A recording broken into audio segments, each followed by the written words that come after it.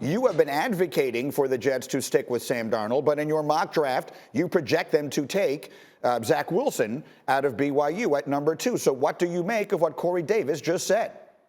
Well, I think you look at it, and it's a mock draft. It's not what I would do. It's what I think Joe Douglas and the Jets will do. And I think when you look at this situation, this is a career maker, career breaker, franchise maker, franchise breaker. This is a decision that's going to have ripple effects moving forward and determine the success or failure of this organization. And I think when you look at it and say, well, it's easier to take Zach Wilson, move on from Sam Darnold and this and that. Well, no. I think if you keep Sam Darnold, Zach Wilson goes somewhere else, and then you're able to draft Kyle Pitts or Jamar Chase or Devontae Smith or Jalen Waddle, moving down and collecting maybe extra choices in the process. So for me, I think Darnold, they know him better than anybody else. They don't know Zach Wilson yet. I don't get the whole Sam Darnold thing. If you look at Sam Darnold, guys, the last part of each season, going back to his rookie year, last 4 games, he was 6 touchdowns, 1 pick.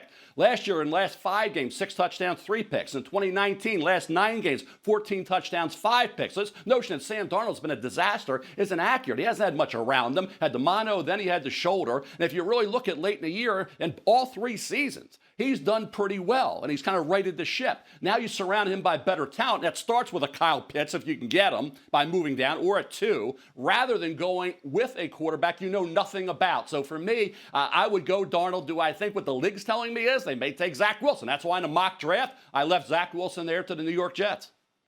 So, Field Yates, do you feel, as you hear Corey Davis talking, like he is telling you what he knows and thus what the Jets are planning to do? Yeah, Greeny, first of all, I kind of wanted to ask you the question, like what your take was when you heard that Corey Davis was under the impression that Sam Darnold was going to be the Jets starting quarterback. But more seriously, I think this. I don't think that this is something that guarantees Sam Darnold is the starting quarterback by any means, right? I mean, the Jets, when they're making their free agency pitches, have to paint a semi-clear picture to the prospective players of who might be under center. And right now, Sam Darnold is under contract, but I would not be getting more comfortable if I am Sam Darnold. I hear Mel, him and I talk about this basically every Tuesday on the First Draft podcast about how basically the circumstances have been working against Sam Darnold as opposed to in favor of Sam Darnold during his first 3 seasons. But the biggest element that's in play here to me is time, is that Sam Darnold is 1 year away from potentially making $18+ million on a 5th-year option, which would be guaranteed, or potentially having a contract extension in hand. I don't think you can give him that if you're the Jets right now. I think the finances play a huge role in this. I'm in favor of resetting the clock by drafting a quarterback number 2 overall. So, Marcus, if they do what Corey Davis is talking about them doing, then it would seem that the 2nd pick of the draft would be up for grabs or available in a trade. Who should be on the phone with them right now? Who should not let Joe Douglas off the phone until they trade for the 2nd pick?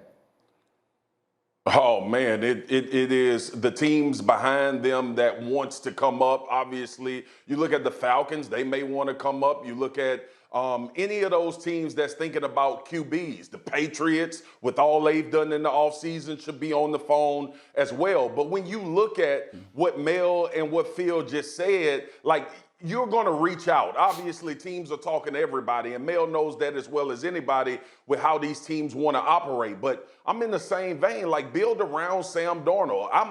Mel talked about Sam Darnold having mono and talked about his shoulder. He also had another damn ailment by the name of Adam Gase.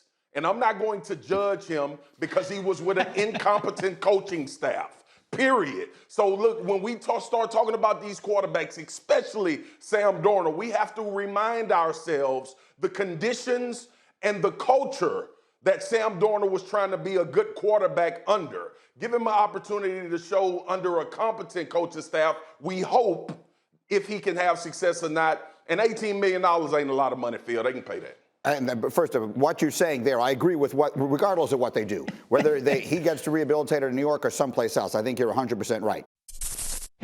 Thank you for watching ESPN on YouTube. For live streaming sports and premium content, subscribe to ESPN+.